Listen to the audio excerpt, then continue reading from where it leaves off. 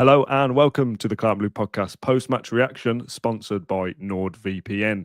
There is a discount code available in the top line of the description. I'm your host, Dan Rolinson, joined by, I almost said Matt Kendrick. It isn't. It's Rob Warner. Matt Kendrick was actually at the game tonight. Whether he was in the posh seats or not, we don't actually know, but he was there. Of course he was. Yeah, you reckon? He's got a freebie somewhere? Definitely. Definitely. He's going to come back to the office smelling of dill. That's what they put on top of the smoked salmon in fancy places, isn't it? Dill. Yeah, that's why. Good. What's that I've heard? They are the dulcet tones of Rob Warner. For those that are listening, you join me again after the Everton post-match show. I mean, you hadn't done a post-match show for an away win until then. Not quite won this evening, a 2-2 draw with Arsenal, but it's one of those that feels like a win because we've come back from behind, and it's always nice to get one over on Arsenal and Mikel Arteta, isn't it? Which I'm sure we'll talk about in a little bit. How are you, Rob? How's things? I'm all right, cheers, mate. Yeah, all the better for seeing that. Just very encouraged on a number of levels, but yeah, I think it does feel like a win, and quite a significant one when you think of perhaps the longer term journey that we're on as a club at the moment. Yeah, it's one of those, isn't it? I mean, if we'd have lost the game today, as we said in the preview, it's one of those, isn't it? It can happen to any team, or many teams in the Premier League can go to the Emirates and not win or lose the game. And, you know, I wouldn't have let that define our season in a negative way. As much so to the opposite extent that just because we've drawn today and we're on a decent run in 2025, I'm not going to say, oh, well, we're nailed on for top four. That's still a long way to go in both senses of it. But it's one of those that Villa have done well there to come back from behind and showed some character, and that gives us some encouragement for the weeks ahead. We identified Arsenal as being the difficult fixture in a run of what looks like easier ones with Ipswich and Wolves, etc. And we've overcome this with, I don't want to say flying colours, but we had our problems in that game, but we've come back and shown something that the Villa of old, or even the Villa of this season at times, wouldn't have done. And we can use that hopefully as a springboard for the next couple of weeks going into Monaco with a bit of confidence that, well, if you can do that against Arsenal, who are title challengers year in, year out at the moment, then you can do it against X, Y, Z, and that's a positive for Villa. Yeah, definitely. I think a big one for me was for the second away game in a row, we've had the home team absolutely throwing the kitchen sink at us in the last 15 minutes, and we've not conceded a goal. Albeit Trossard had a really good chance at the end that he rolled wide, although I seem to remember that was flagged offside anyway. But I know it's been talked about. So it was just a really strong away performance. We gave away what I felt were probably a couple of quite sloppy goals. I know we'll probably talk about the fullbacks in general at some point, but they're the sort of goals that we don't tend to see coming in from the opposition's right wing over the course of the season. They mostly seem to come in from the left, which seemingly is something that we're looking to try and address by signing a 21-year-old fullback from the Spanish second division. So we'll see how we get on with that. I'm sure it'll be absolutely incredible. Yeah, we'll discuss transfers as they happen. Obviously, right back has been something that has been spoken about this window and previous as well. Villa feel like they can do something there. I'm okay with Matty Cash playing the rest of the season. I mean, there was talk at one stage of maybe a more senior right back coming in, and you'd mark that as maybe Cash's replacement. If it's a younger right back, not necessarily that they can't come in and become a starter, of course, but maybe like we've seen with Matson, a younger fullback coming in, but Dean still keeps his place for now until today and then half time. Maybe we see the same in January, that we sign a younger right back, but Cash sees out the season with the new right back being blooded here and there. And I'd be okay with that. I don't think he's a terrible footballer. He is often a weak link for Villa down that right-hand side. Both of Arsenal's goals have come down that side today, and we've seen that plenty of times as well. And absolutely, Matty Cash can be improved upon. But if Villa can't do that this window and make an immediate upgrade to the first 11, I'm okay with that for now, because, as we've said a long time throughout this season, you can look at Villa's form and where they are in two ways. I don't think we've really played well at all for most of the season and haven't clicked into gear. Yet we find ourselves, 2 or 3 points off the top four? Well, I think it's 2 off top 5 and 3 off top 4 potentially. And very, very close to, just if we can keep doing what we're doing, we will be in with a shout for the Champions League qualification at the back end of the season. you can look at that as a worry of, well, if we were just slightly better, if we tweak this position, we'd be well up there, and we're missing out on an opportunity. But I see it the other way around, that if you can still kind of be in that conversation without being very good, all it takes is a little kind of upturn in form, and you win 3 out of 5 in the latter stages of the season, and you jump up a few places, and you complete your task and finish in the top 5, and that's job done. And I think we can do that with the squad that we've got, to be honest, with a couple of tweaks. Yeah, I mean, for me, I've kind of looked at the way that we've progressed as being kind of mimicking Newcastle, really, but a season behind them, in the sense that they brought Eddie Howe in when they were in real trouble and charged at the league and qualified for Europe and whatever else, and we did the same, except their season last year was nowhere. They were playing in the Champions League, albeit only in the group stages, which was 6 games.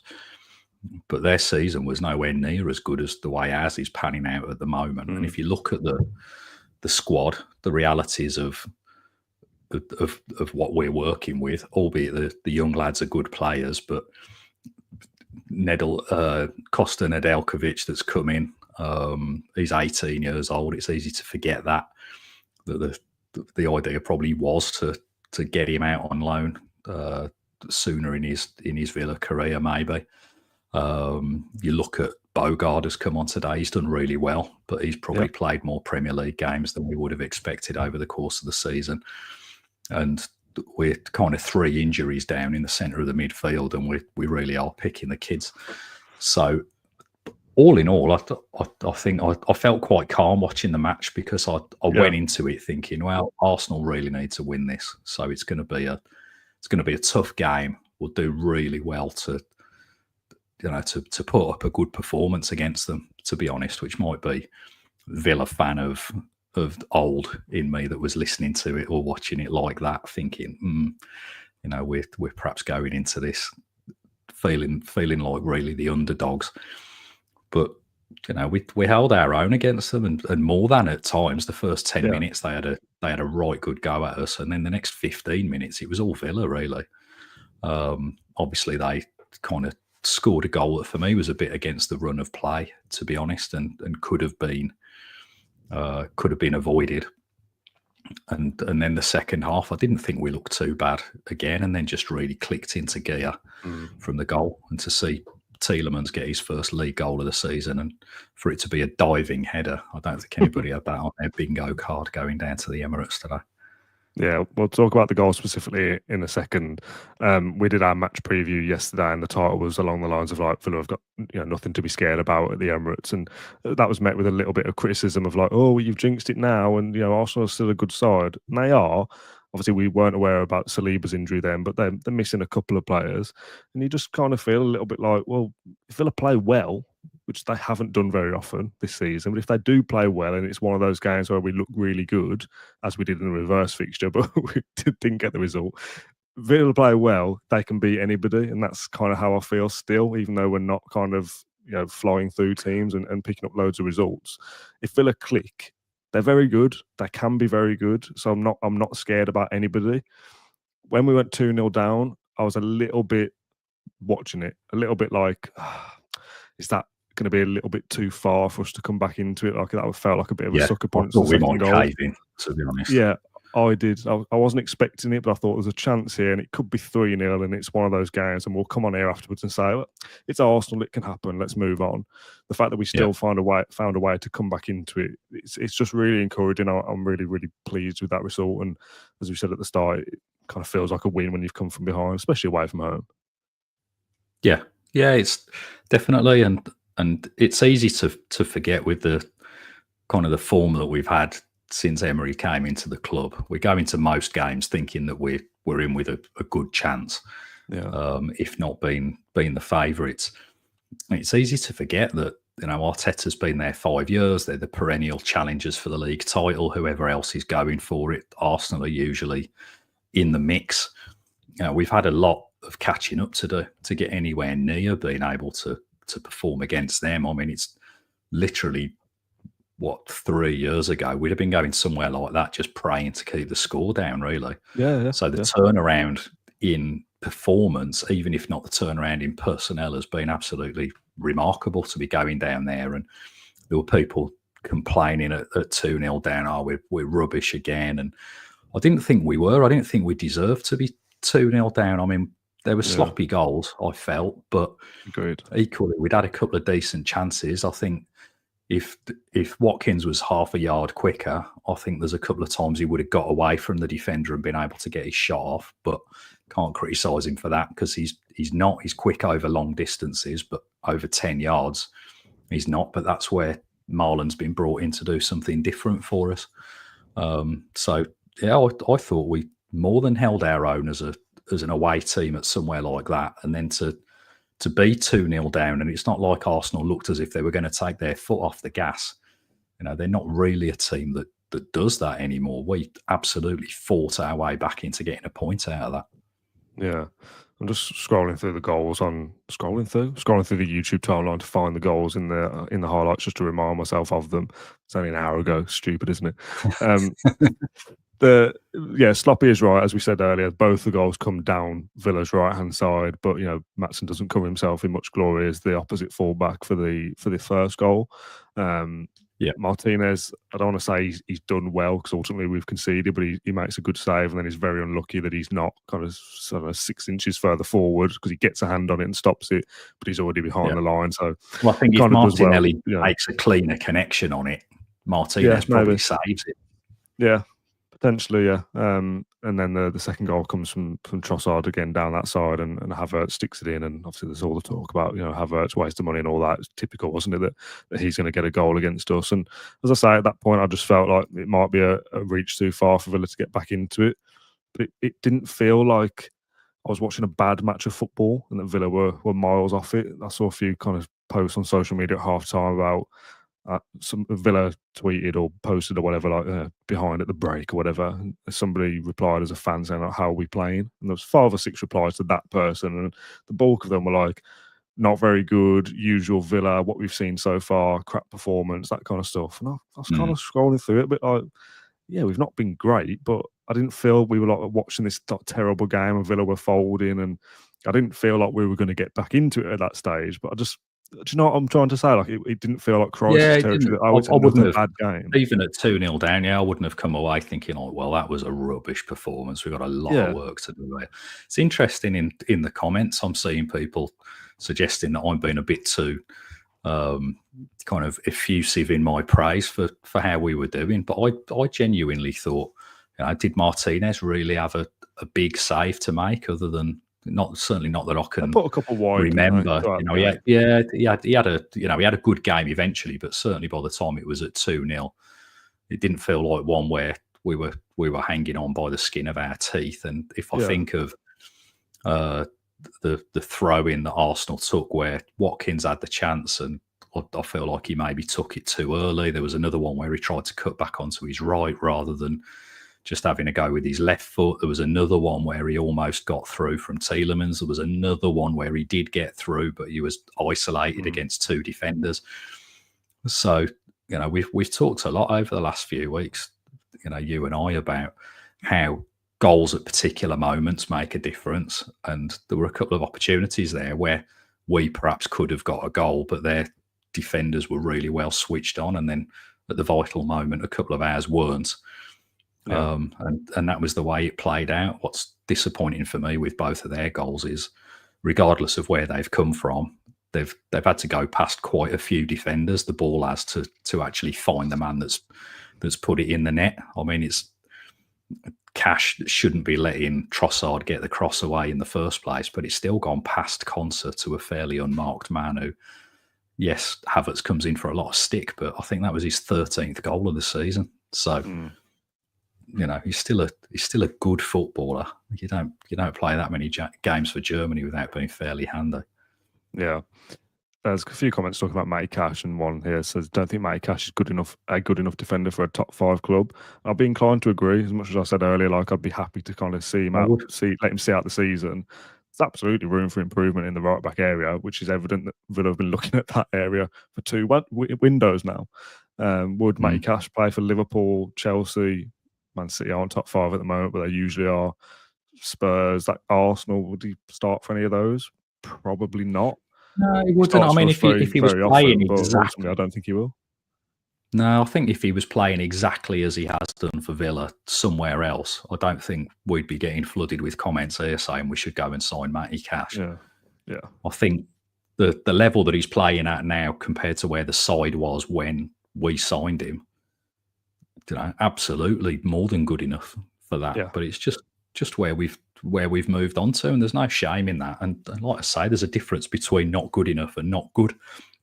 Yeah. I don't think I'd be in a hurry to sell him unless we had to, because I think having him as an option, if we wanted to start playing 3 central defenders, or if he was second choice or whatever, I wouldn't have any qualms at all about that. He's certainly not, I wouldn't put him in the same bucket as Diego Carlos. That's for sure. As somebody I'm not fussed whether we sell him or not. In fact, I kind of hope we do. With Cash, I'd be more than happy to see him stay around for as long as he wants to. Really, he can be a threat for us. He can defend well, but when you're coming up against those really, really good players who we're going to be coming up against more and more often in the next few years, he's not quite there, and that's all right. Nothing wrong with that. Yeah. There's a few comments suggesting Cash did get the assist. Yeah, we know we'll get to that in a little bit, which is a very good assist. Craig says Cash is a Premier League player, but not a top player. That's about the crux of it. If Cash left in the summer and went to Crystal Palace and saw out the rest of his career there for, I don't know, 6 years or however long he's got left, I don't know how old he is off the top of my head, he'd have a very steady Premier League career and be a decent right back, and that is his level. And Villa have surpassed that. We're better than a decent, steady Premier League club now.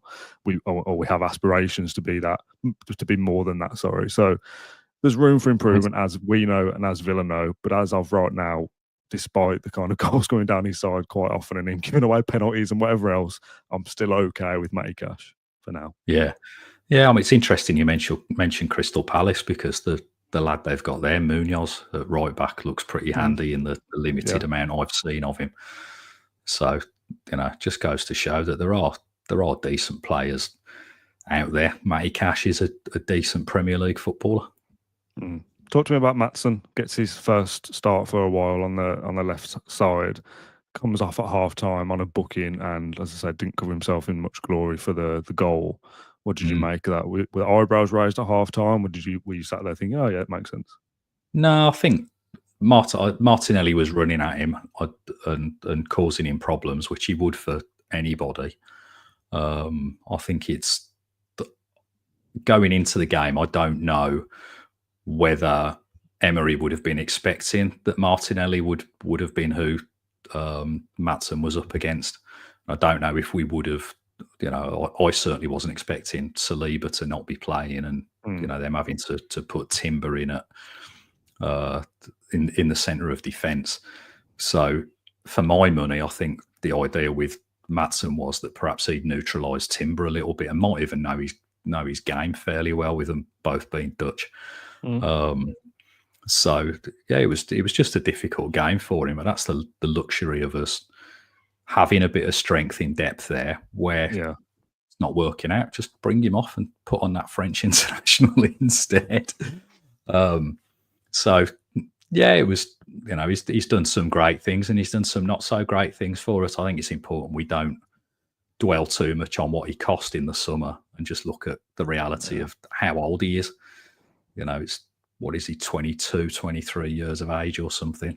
It's, he's still got a lot to learn and a long way to go as a footballer. And I think he'll certainly prove his value over the coming months and years in a Villa shirt. Yeah. 100%. Yeah, I totally agree. Let's flip it then and talk about our goals. And we said for everything about the goals we've conceded, we feel like they're sloppy or whatever. You would say exactly the same as an Arsenal supporter about the goals they conceded. And we've kind of touched on this before on previous podcasts. At some level, every goal is a mistake because the opposition club did something wrong for it to even allow that to happen. Cash puts a great ball in. Watkins is left basically unmarked at the back post and gets what ends up being a good touch on it, but really very easily could have flown over the bar. We'd all be talking about another massive chance. Great to see him. Great to see him ghosting behind a Premier League footballer in his 30s. stick it in off the underside of the bar. But it was a really good finish. It was a really good finish, and I mean that's the other thing is, you know, perhaps I'm overcooking it from a Villa perspective, but I don't know if it would be fair to just say that our goals were sloppy defending as well. Yes, that Premier League footballer in his 30s should have, you know, kept track of Watkins, but he's still got to bury it from there. I think with our first goal, it was a great cross, absolutely out of nowhere. It's not like he's beat his man or whatever. It was like a left-footed David Beckham had pinged that in. And then for Tielemans to be stealing in and sticking away a dive in. Now, I can imagine Arsenal would be disappointed with it, but I thought that was a really well-worked goal rather than anything else. But, I mean, Cash's cross as well with his left peg was absolutely brilliant for Watkins. It was just a great ball, and it's not the first time this season he's done that either. What I will say about the first goal, I totally agree. It's well worked from a Villa perspective. Even before Dean's pass, I think it's Bogard puts it into Dean with a decent ball out to the left as well, to be fair to him. Which we'll talk about Bogard in a sec. But I think it's Moreno. Oh, is it Moreno? Is that the pronunciation? Mikel Moreno? Marino. Sorry, my bad. He lets Tielemans go. He should absolutely be tracking Tielemans better than he does. He gets the wrong side of him and Tielemans kind of goes past him. So they'll be that's a mistake from Arsenal to let him get through. But from a Villa perspective, absolutely well worked. And as you say, you know, Tielemans' diving header wouldn't be on many people's bingo cards. I'm glad he's got his first Premier League goal this season. We've spoken before about players needing to chip in, and the fact that Bailey got his first in December, Tielemans has got his first in January is not as good as I would expect. And they absolutely have to do more in the second half of the year. You want Tielemans to be getting 4 or 5, Bailey 7 or 8, you know, whatever.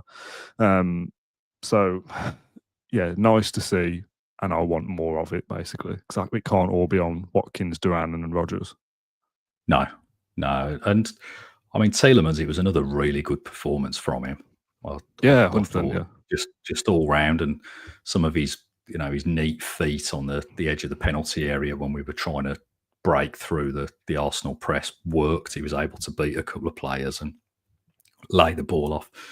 If ever there's a pass on, however difficult, or even if he's having to stretch to get to the ball to make the pass, I always fancy that he's going to find where it's going to go. If I think of what Leicester fans said when we signed him about how slow he was and he can't be arsed and he's this and that, quite the opposite. You know, unbelievable. He's so tenacious. He runs himself into the ground. He's not the quickest, but he reads the game so well. He doesn't need to be. And I just thought he had another really, really good game for us tonight. That probably is a great segue for us to discuss our Man of the Match contenders. Sponsored by NordVPN, it's the Man of the Match award, and I will accept 2 choices if you cannot narrow it down to 1. I'm not accepting 2 choices, Rob, and that's the wrong music, so I pressed the wrong button. So, yeah, these things happen, don't they? Great producing for me there on the fly. I got distracted by some comments, which is always my downfall. What we are going to do is pick our top 3, which is what we did on the Everton podcast. We dish out points, 3 points for first place, 2 points for second, and 1 point for third. We'll keep a tally over the season and work out who is our best player based off our reactions on the post-match show. We kind of joked on Wednesday that the Man of the Match award could be renamed to the Boubacar Kamara award, who was again good today. Would he be in your top 3? He wouldn't. No, he wouldn't for me as well. Played very well, but almost just for variance's sake, having him in the top 3 every single week's going to kind of floor the system a little bit. He had a great game. I thought it was a shame to see Onana go off so early, because I think the two of them were starting to look like a good combination. It feels like they're starting to get an understanding. Not quite sure what's going on with Onana, that, you know, he has to keep going off early in games. You know, he's a big lad. His hamstrings are about half a mile long, so that's always going to present a risk. But yeah, not Kamara today for me. I don't think it was. There were better performances out there. Yeah, just on Onana, I think I've spoken about this on the podcast briefly, and this is absolutely pure speculation, so take it with a humongous pinch of salt. Emery said something that he felt a problem before the game, like wasn't fully fit before the game. So that kind of makes sense, I guess, to aggravate something that was already there, I suppose. But I was speaking to an unnamed source, Rob, who is an Everton fan colleague of mine, who basically said something along the lines of, during his time at Everton, he's one of those players that only plays if he's like 100%. Like even if he feels the slightest of problems and a little bit of pain here or whatever, I'm not playing. I have to be 100% to play in this fixture. Whereas you hear often a lot of times the other way, players playing through the pain barrier. Like, I've got a problem, but I've just got to crack on and get on with it. Ollie Watkins, one potentially. And maybe that affects their performances, and we see that they're not as good because they're carrying something, but they want to do everything and they're fighting for the team. And it doesn't matter if I've got a bit of pain, I've got to play, I need to be involved. Whereas Onana, allegedly, is, that if I'm not 100%, I can't do it. Which is fair. Everybody is different, and that is, I guess, as I say, pure speculation. It depends on if he thinks he can perform to his level, as Emery might say. If he's not 100%, and if he can't, then he'd be letting the team down. I'd rather see Bogard come in and play like he did than Onana getting caught out, booked, whatever else, because he's got a niggle. So, that's the luxury of having a bit of strength in depth in that position, albeit Bogard is probably at the bottom of the depth list. He came in and showed why he's so highly thought of. Absolutely. I mean, Onana going off brings in Bogard. I'm not suggesting he was a man of the match contender, but a shout out for somebody who just did well. I saw a comment earlier on saying that I didn't notice him, but in a good way. Like, you've not kind of exposed a weakness of a sixth choice midfielder coming on. A lot of comments about him obviously playing at right back earlier in the season and not being amazing. Maybe central midfield is his better position. He is a midfielder. When he played at right back, that was him playing out of position. This is his natural position, and you could tell that he was better in the middle. In terms of like not noticing him, there was a list of stats from AVFC Stato: 100% passing accuracy, 1 chance created, 17 touches, 100% accurate long balls, 2 tackles won, 2 clearances, 2 headed clearances, 6 defensive actions, and a 100% ground duels won. Job done. And that kind of is how I would assess his performance. Like, not come in and change the game and been amazing, but went about his business very maturely, very professionally, and got the job done without kind of going, oh, I'm nervous every time this kid gets the ball. Yeah, and let's not forget that attacking midfield is probably where Arsenal would consider themselves the strongest, really. So, for him to go in there and be thrown into the game, his first game as a Premier League midfielder, against that lot of their place. So he's done well. But he was worth an honourable mention. But the big three for me, I thought Tielemans absolutely bossed it. He seemed to be all over the park. Scored such an important goal. You could see the belief in all the players when he scored that goal, the belief in himself. It wasn't just celebration as well. Yeah, it wasn't just get the ball out the back of the net and run back up and put it on the halfway line to crack on. It was properly celebrating of, like, we know we can do something here, which I think is really important.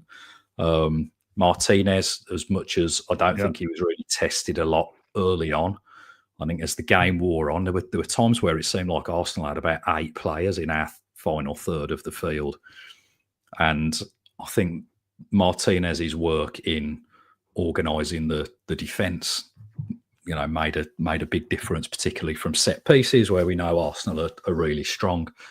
For me, I'd have him as my second choice.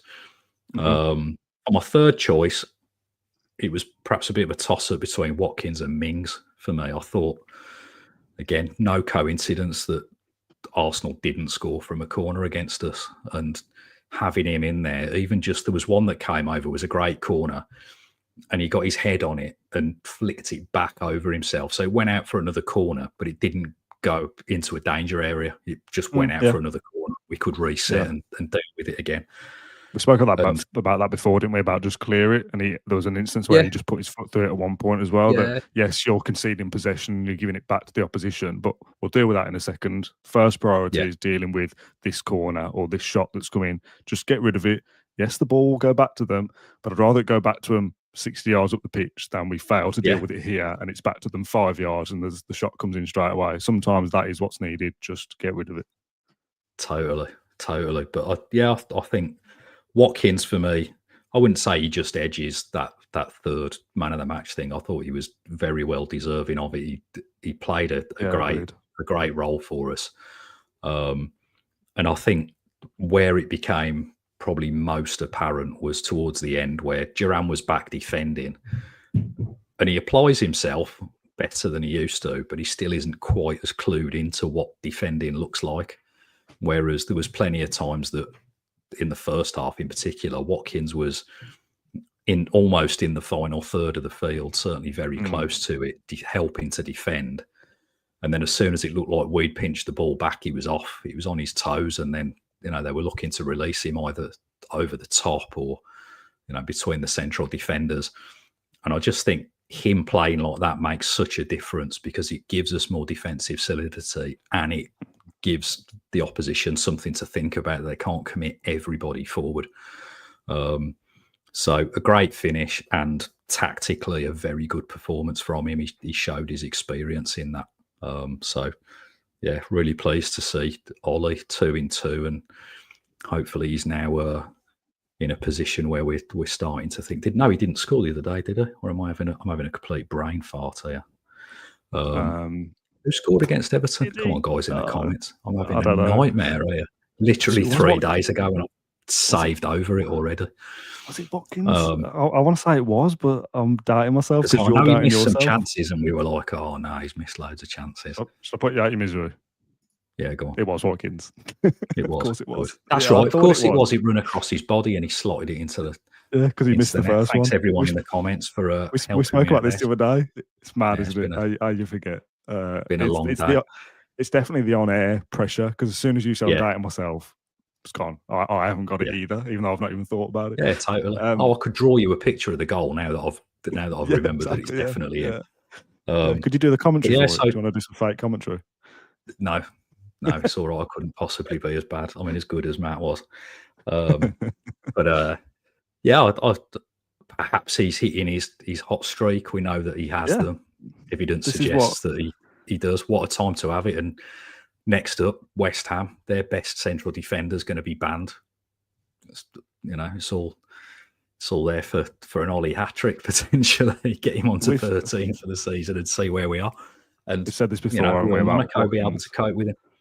This is what he is. Nobody should be surprised when Ollie Watkins goes through a bad run of form and misses chances, because eventually he goes on a run where he scores in every game for 4 or 5 in a row, and we win games. Everyone goes, "Oh, you know, it's pretty good, isn't he? The striker that we've got who has scored 10 goals again for the 5th season in a row, reaching double figures plus for 5 seasons in a row. Sorry, which not many Premier League strikers generally do that, and not many do it playing in claret and blue for Aston Villa either.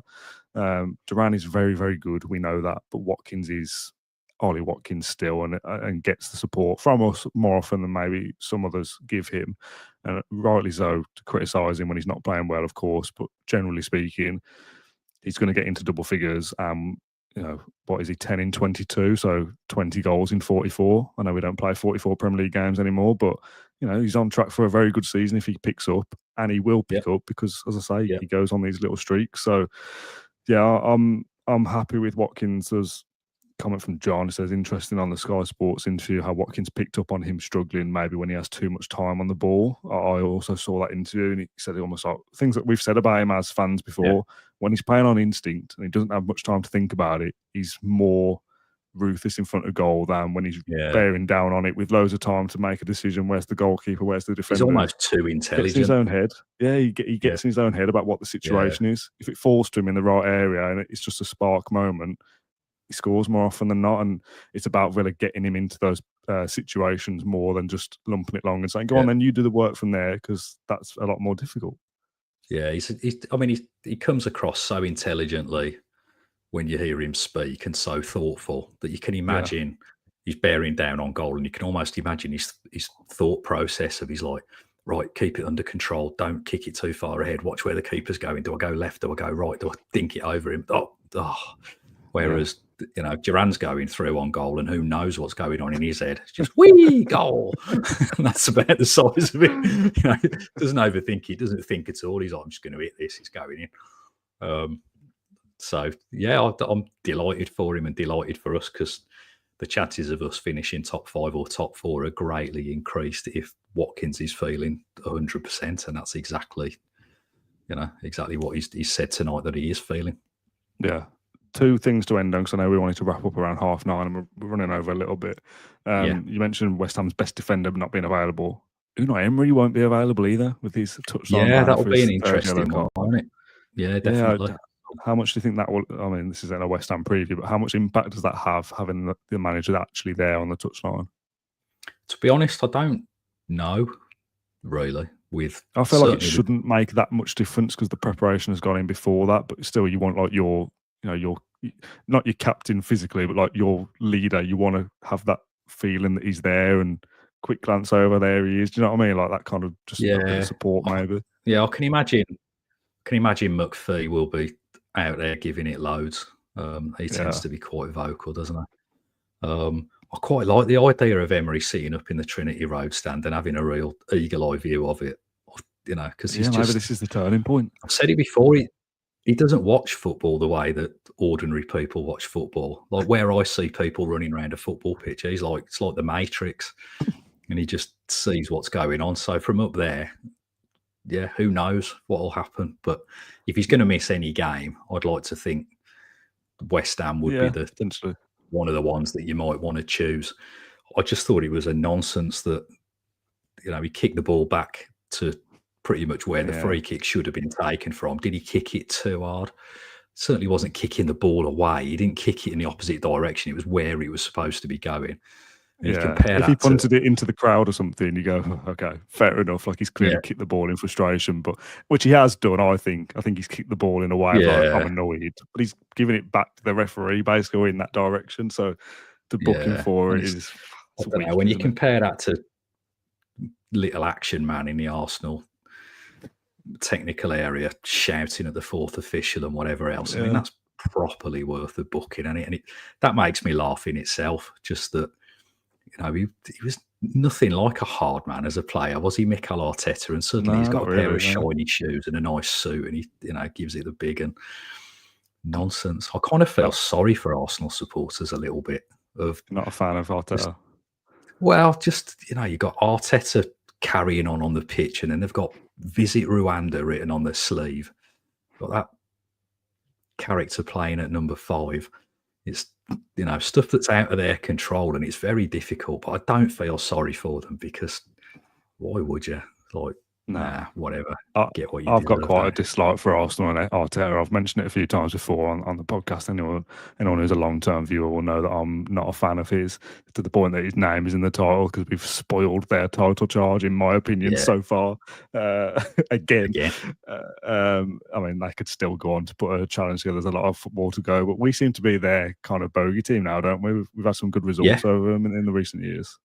Yeah, I guess the other reason why I can't actually feel sorry for them is like booing Emi Martinez. It's just bizarre. It's not like I just don't get it.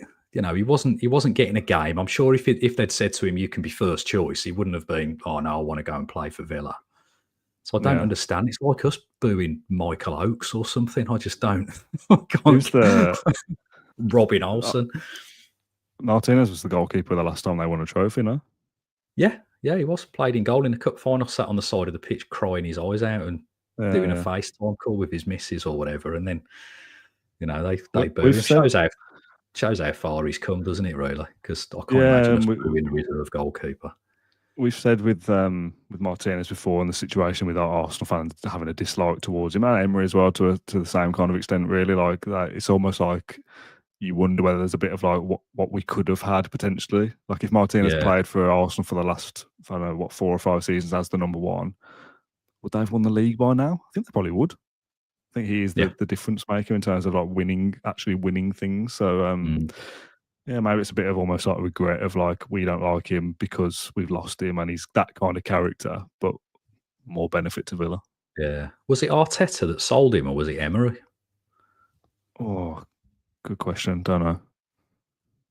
It So was I feel Arteta. like Emery. I don't know if it was Emery necessarily sold him, but wasn't it Emery that signed Leno and was picking him? I can't remember. I can't Martinez even went remember out on who a lot of scored for loans, Villa on didn't he? Wednesday. I'm not going to remember Arsenal's transfer strategy from 5 years ago. But Martinez was in goal when Arteta won the FA Cup, which was the last trophy Right. they won. So Okay. it was Arteta that got Rachel rid of says him. Arteta sold him. So I was hoping it was going to be Emery, just to be like, see, I told you, absolute that would have been 4D good. chess. Like playing Football Manager on the computer. Like, right, sell a couple of best players to that team I'm going to go and manage next. Yeah, exactly that. I said before there was going to be two things I wanted to end on, and I've forgotten what the other one is. Now I've remembered. The Havertz disallowed goal at the end. Yeah. I am very surprised. I don't know whether this is because it's beneficial to Villa. I'm very surprised that I've even seen any questioning of why was that ruled out, and it was a joke. Yeah. It was handball, no? I've seen Villa fans saying it was, we got away with one. Did we? I thought that was the most blatant handball going. It wasn't that far off what Mings did in the Champions League, as far as I'm concerned. I mean, it was so blatant, and that's the one bit of the actual new rules of football that's really clear. If intentional or accidental, if it hits the arm or the hand as the last thing before it goes in the net, it's not a goal. Yeah, and I don't particularly like that because some of that will be accidental. Some of it will be accidental, but it would still be ruled out, and you just have to accept that's what it is.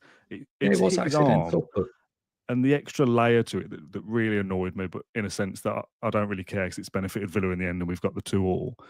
Havertz knew he'd done it in the goal celebration. First, he celebrated it knowing he's doing it, which is mental. But if you watch it afterwards, they all do that thing with the long sleeves and they're covering their mouth, but they're talking to their teammates. He says something to a couple of them. They mishear. He says it again. I guarantee, obviously we'll never know, he's saying along the lines of, I handballed it. I touched it. It will be ruled out. Like, he knows he's done it. And then he's got the audacity when the referees ruled it out to go over and start giving it it hit my chest. It hit my chest. It didn't. And he absolutely knew he would have. It hit his arm. And I'm worried that you've frozen and disconnected on that point. You still there? Can't get the staff, can you, these days? Everybody in the comments, I'm sure, who's a Villa fan will agree that was a handball. It might have hit his chest as well and gone up, but that would hit his arm as well. Rob, you're moving and you're back. Most blatant handball ever. I am back. Yeah. I mean, for me, definitely. There's no way he's intentionally tried to handball it into the back of the net. But it's hit his arm and he knows it's hit his arm. But it's made a difference. It's deflected it past the goalkeeper, and the rule is dead simple.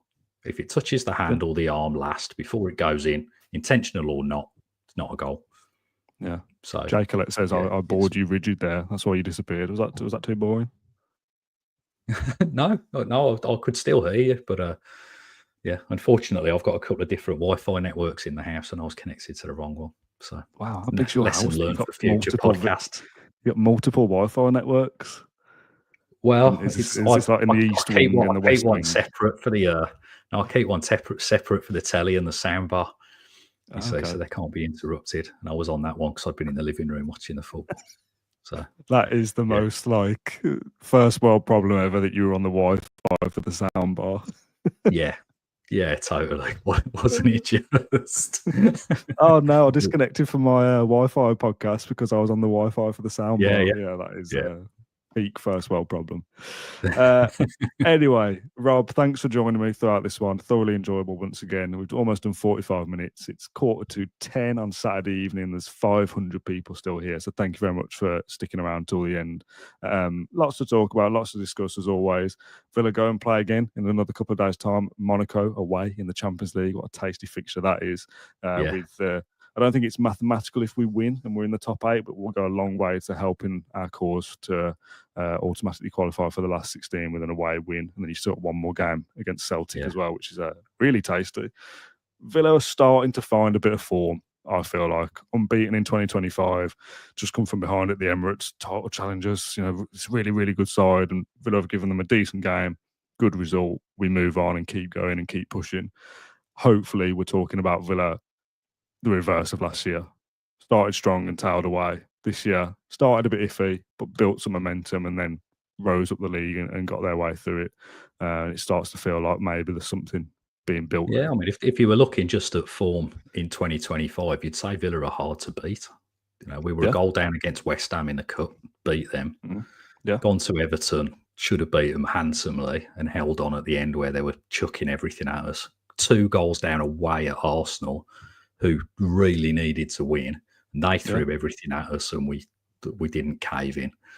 So something's happened in that defence, I think, that suddenly made it a little bit more resolute. 6'5" guy called Tyrone Mings potentially. Well, I've always been a big fan of his, but yeah, sometimes there's nothing wrong with just having a big unit in the middle of the defence. And I think there's plenty of teams up and down the country and across Europe that won't fancy trying to attack a defence with him in it, because it's not fair to just say he's a big unit. He organises everything so well.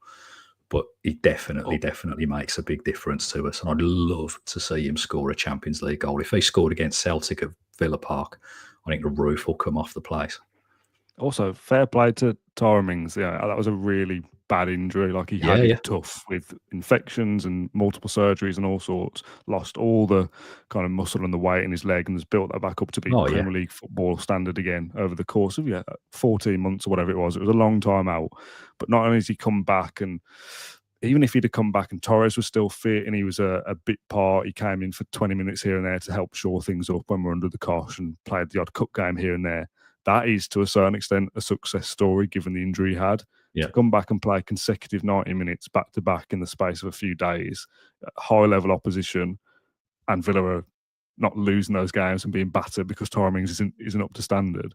He's got himself back in there and is a really important part of that defence, and that's something that absolutely should be applauded. I'm crossing everything, as I'm sure we all are, that his body holds up over the next 2 or 3 months, because we absolutely need him.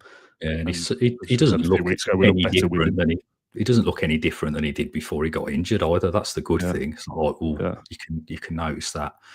He looks great. So yeah, add that to the list of reasons to be cheerful as we sign off this evening, because I think we can pick holes in some of the things we've seen tonight, but that's against arguably the second best team in the country, and we've gone down there and we didn't get beat again. So yeah, I'll be going to bed with a smile on my face tonight. I might even treat myself and watch a bit of Match of the Day. Lovely stuff. Rob, thank you very much for joining me on the podcast once again. Hugely appreciated. Thanks to everyone who watched along live on YouTube. If you're catching up, scroll down to the comments and have your say. There is a comment section on Spotify now where you can leave comments there as well. And there is a rating system on Apple Podcasts. 5 stars would be appreciated. We'll be back on Monday for a Q&A kind of Monaco preview. That'll be me and John Townley, who is flying out to Monaco on Sunday. So we'll have a catch up with him to hear about all the hotel and the food and all the interesting stuff. The lifestyles of the rich and the famous, eh? I know. I wonder if he's going to go and like stick it all on black or something and gamble the night away. Potentially. Yeah. Breach PLC, just go under because he's hammered the company credit card. I mean, what would be a great video, which will never happen because I gamble responsibly. John got a euro in our Christmas special. What a great story it would be to tell on the podcast. Of like, I took a euro to Monaco and turned it into 1,000 euros in the casinos of Monaco, and then someone's going to win in the Champions League. Yeah. I'll message him after this and see if he's up for that. Right, I'm going to end it finally. Thanks everyone for watching or listening to this episode of the Can't Breathe podcast, and we'll see you Monday. Bye everyone.